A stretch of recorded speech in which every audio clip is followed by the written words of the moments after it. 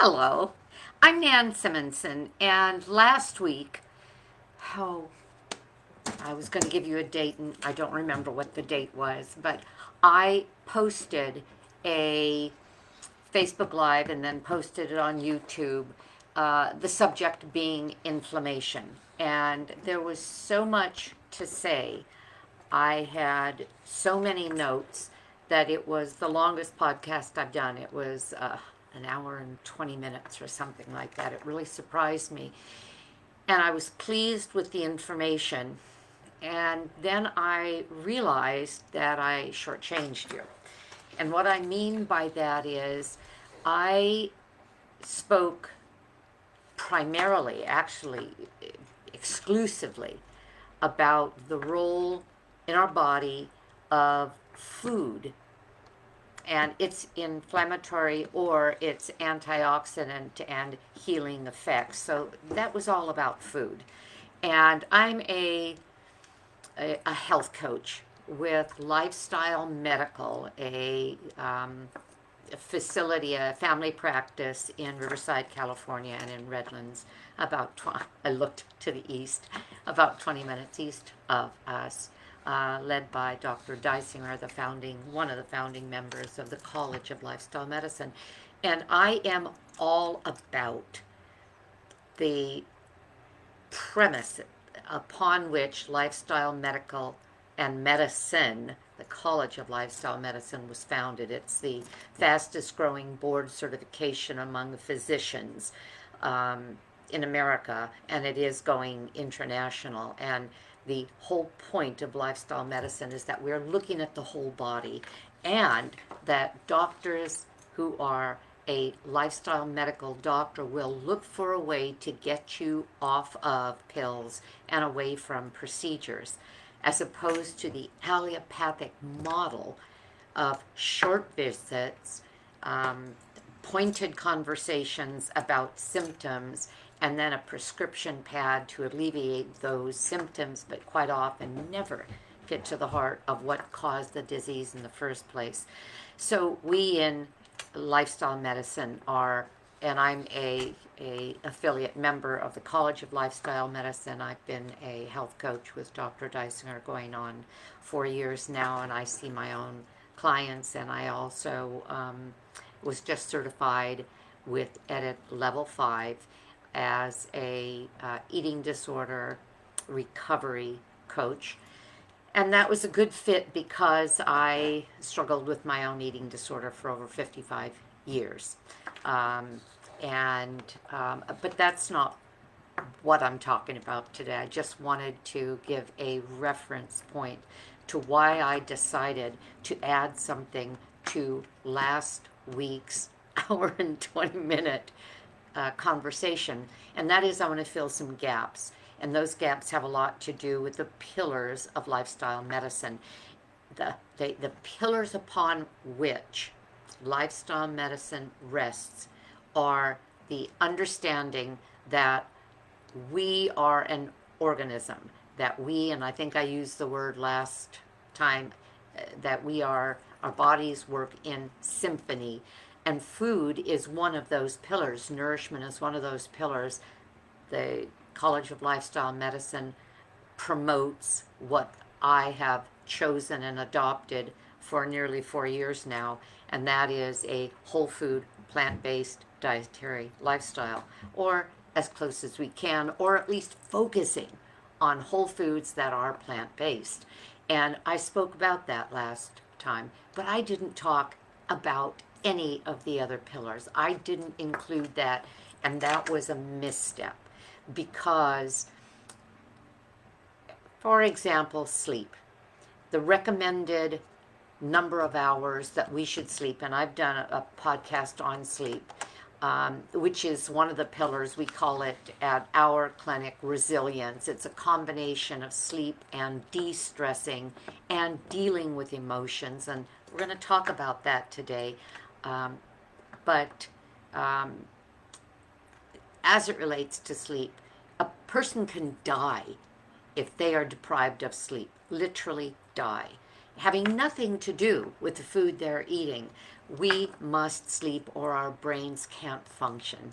And so I'm going to not do a deep dive into any of these things. As a matter of fact, I'm going to go off on a slight side tangent of emotions and a bit of psychology as it relates to our body and our emotions, which have a lot to do with that pillar of sleep and de-stressing.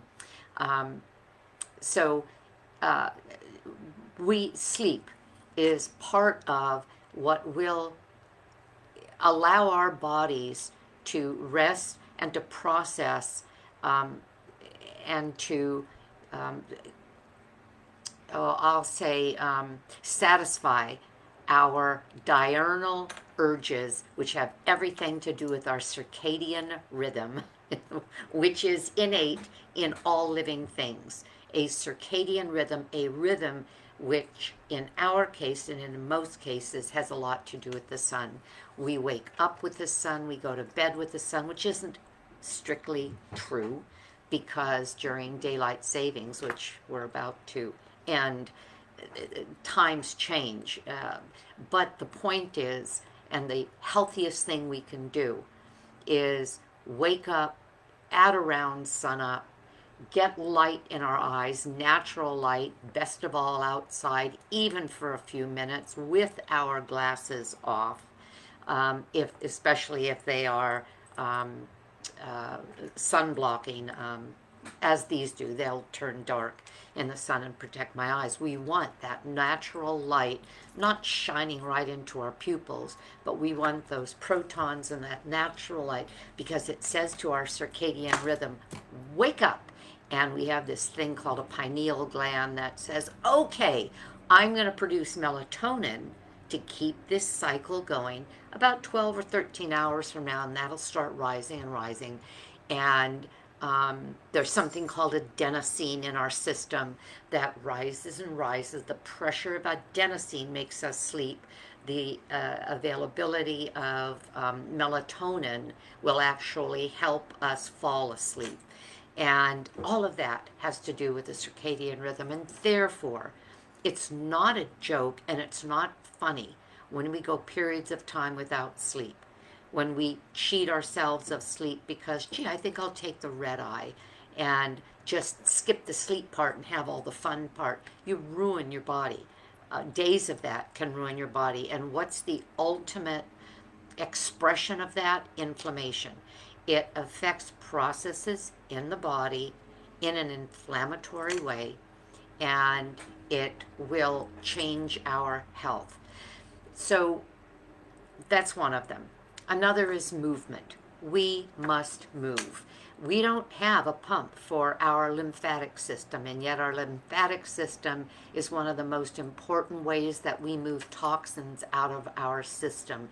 When your glands swell because you're sick, your glands have gotten full of toxic material and they need to get it out of there. Well, one of the ways that we make the lymphatic system work and pump those fluids is by movement, especially muscle movement.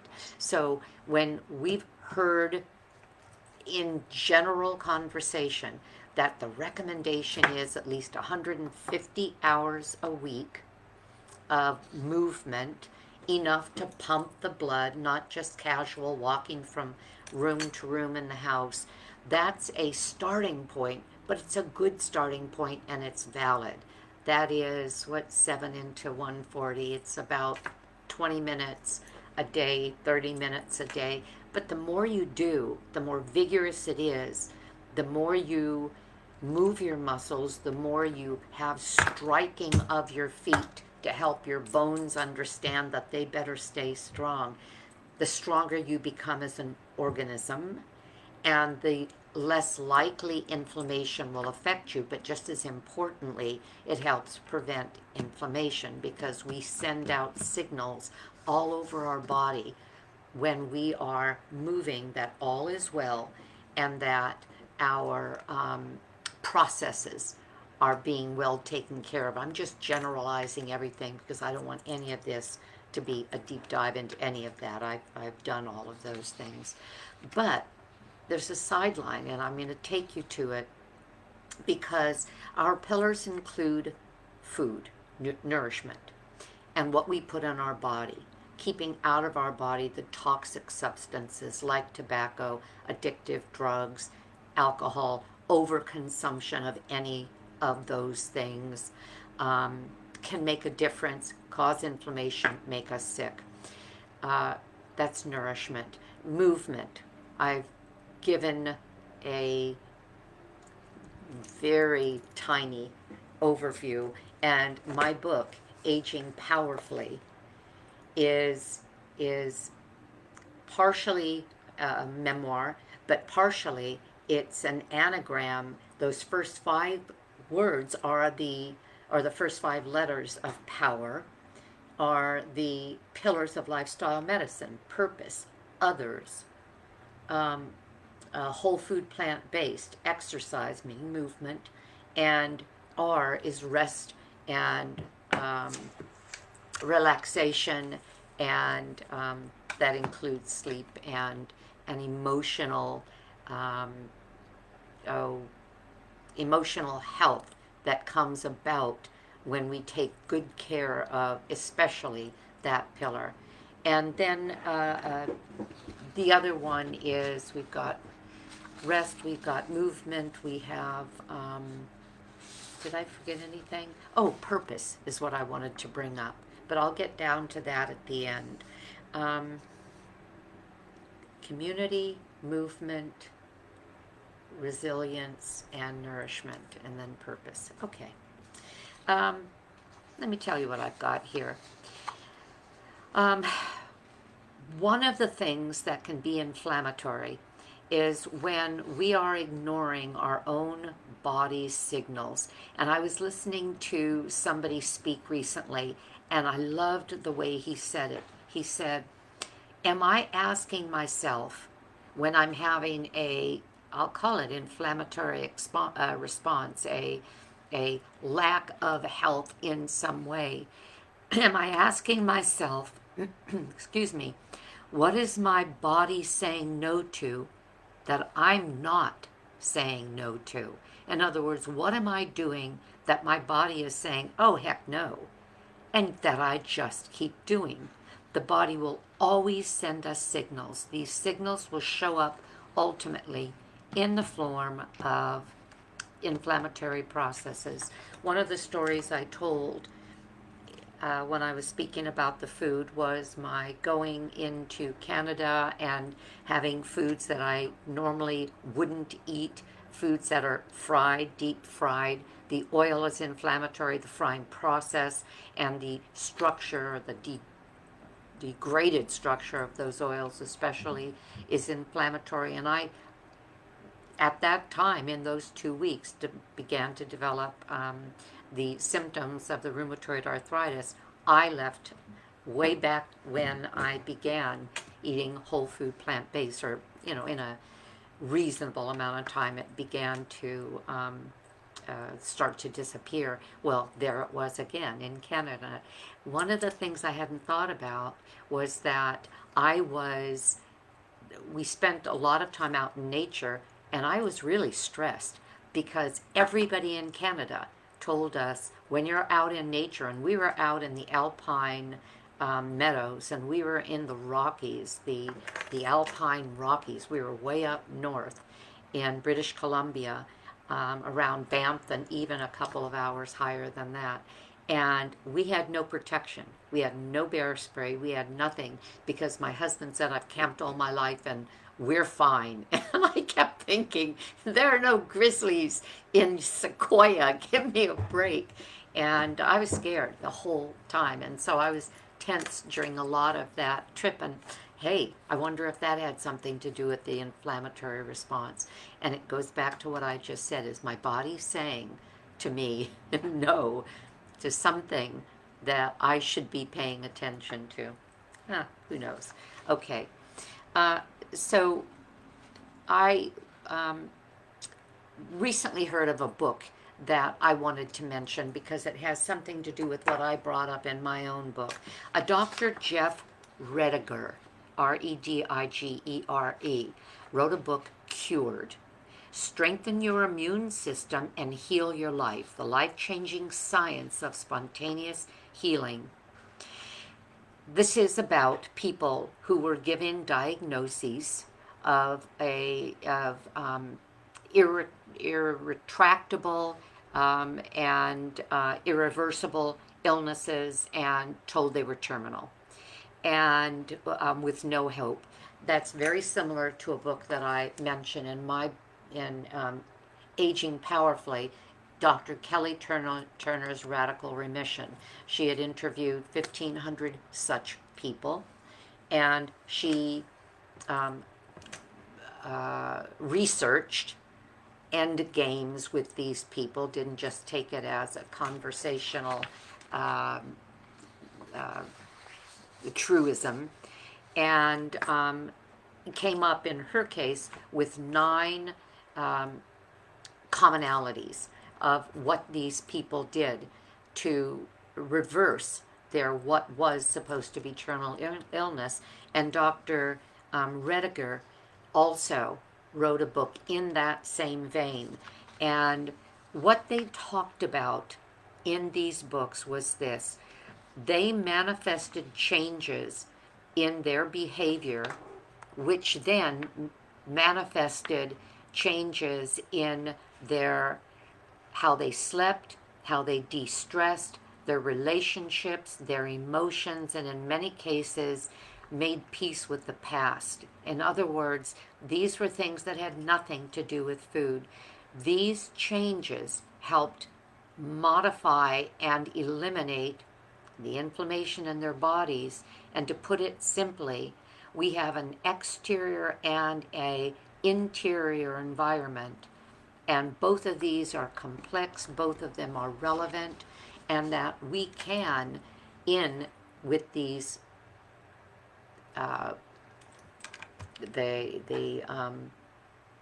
living, these pillars that we're talking about, the de-stressing, the sleeping, the movement, we can heal some things that are beyond anything that medical science can alleviate.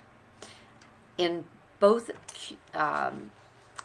cured and radical remission, in all cases, they did speak of emotions.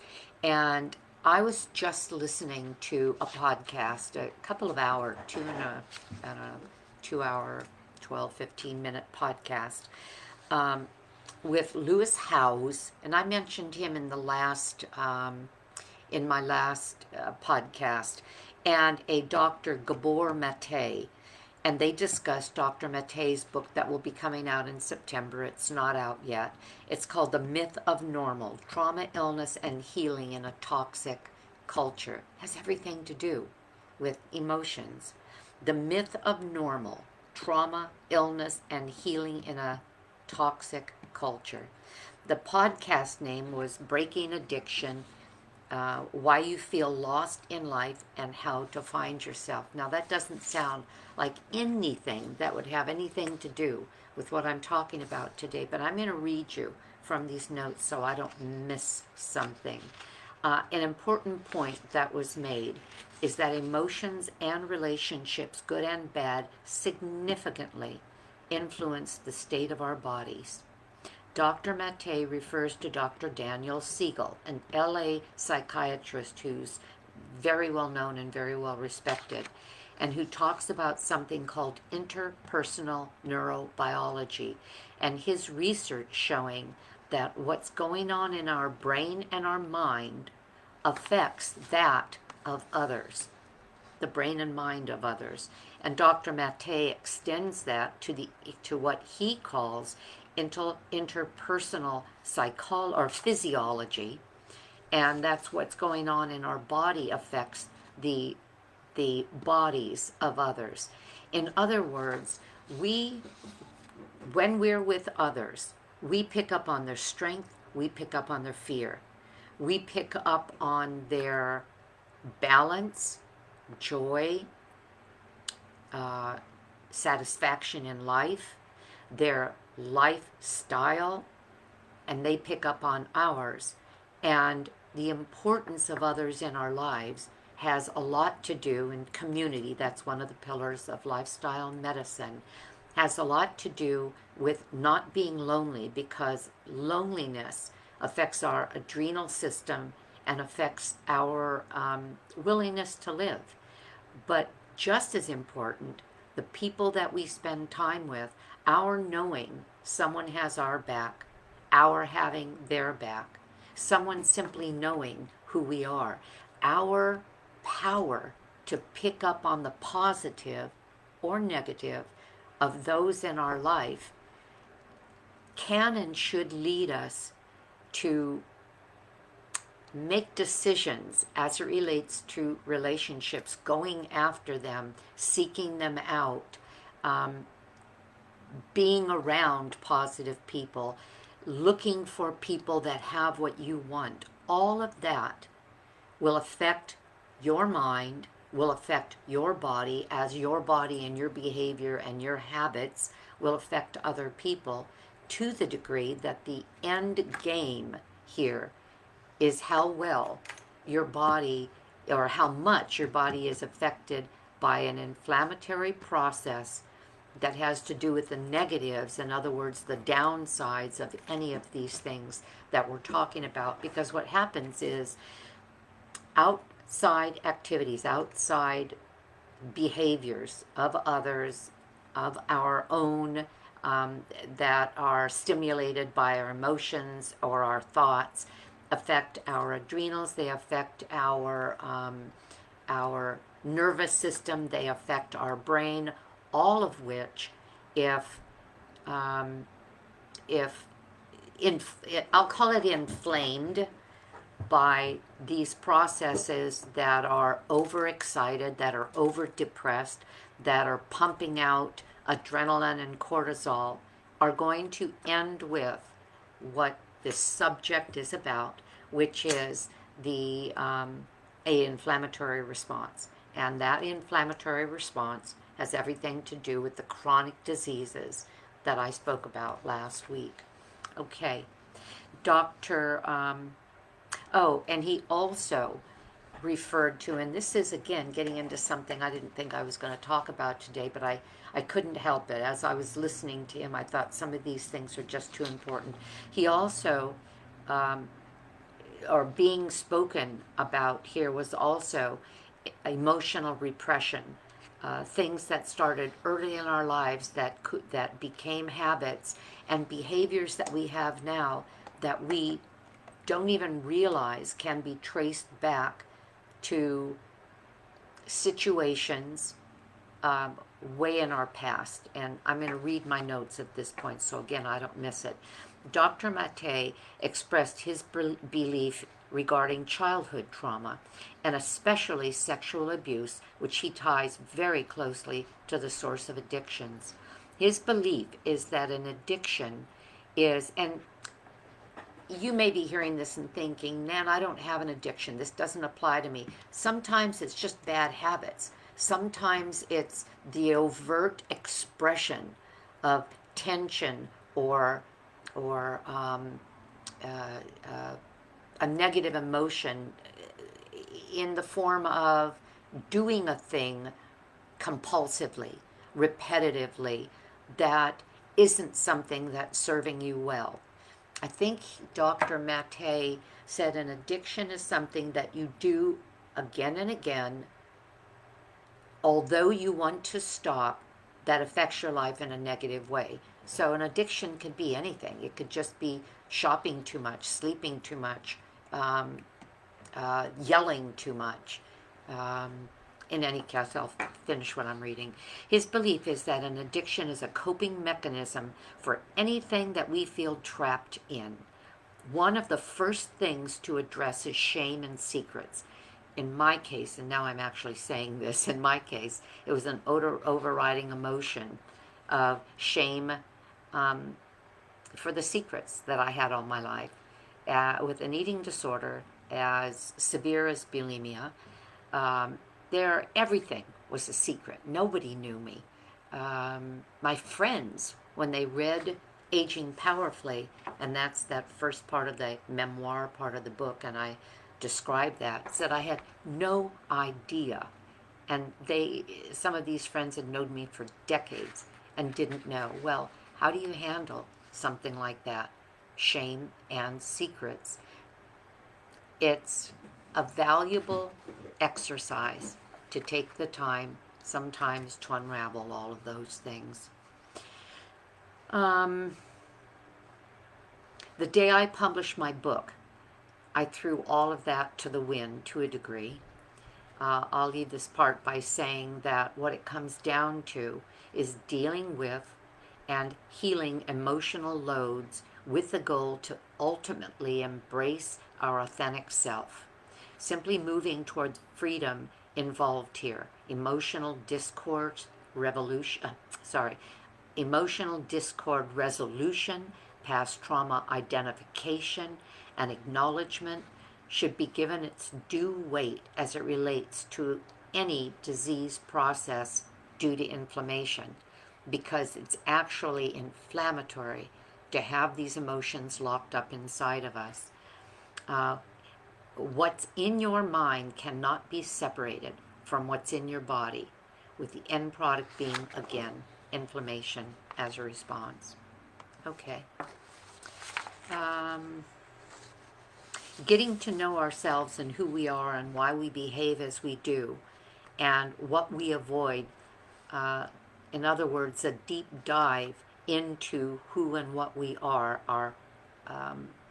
our true selves. And being honest with ourselves can actually unlock and unravel physiological responses that we don't want but have no way of getting past until we take the time to do these things. So that has to do with the pillar of rest, relaxation, but also healing, resolution. Okay, I can end this by speaking of the value of purpose as it relates to, I'll say my own life. When I decided to write Aging Powerfully in December of 2022, my goal was to have the book published by my birthday. I began in July, and it was published by January 9th, which is my birthday, to celebrate my 70th birthday, because it was, in a way, almost a miracle, looking back at those years of having some real brutal behaviors as it related to body care, that I was still here. And that I felt stronger than I had in years, because by then I was already about 2 years out from my eating disorder, something that therapists and doctors had almost written off the possibility of. Normally, the longer you have an addictive behavior, the harder it is to get over, and I should not have been able to. Read the book and I'll tell you how I did. When I began to write the book, I took the time to look in some of my darkest places. I wrote the book without emotion, simply as if I was simply reporting it, but I had to take the time to actually bring up things that I had repressed for, decades. The book starts with me as a 3-year-old, and I had to go to some sources to confirm what I believed to be so. And the only people still alive at that time are my brothers, and both of them conferred that, yeah, things were as I remembered them. And everybody has a way of processing difficulties, and so fingers can't be pointed. Things can simply be reported, and whatever we chose to get out of a situation was our deal, and I leave it at that. Although I can't point to any disease expression at that time that was relieved when I began eating a whole food, plant-based diet. No, I know what I was trying to say there.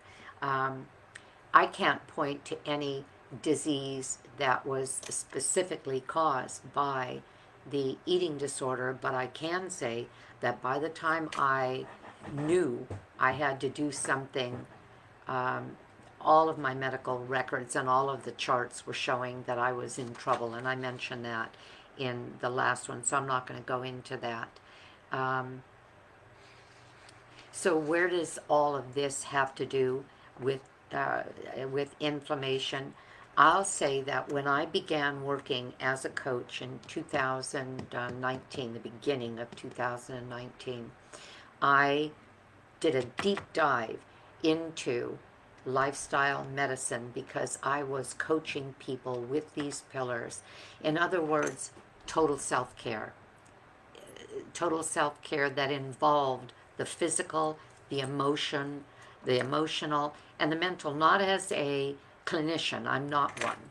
As a coach, I don't prescribe and I don't diagnose, but I can help people get to the bottom of what they're thinking and how they're feeling, and then recommend places they can go to get help, which is some of the things that I ended up doing with my book.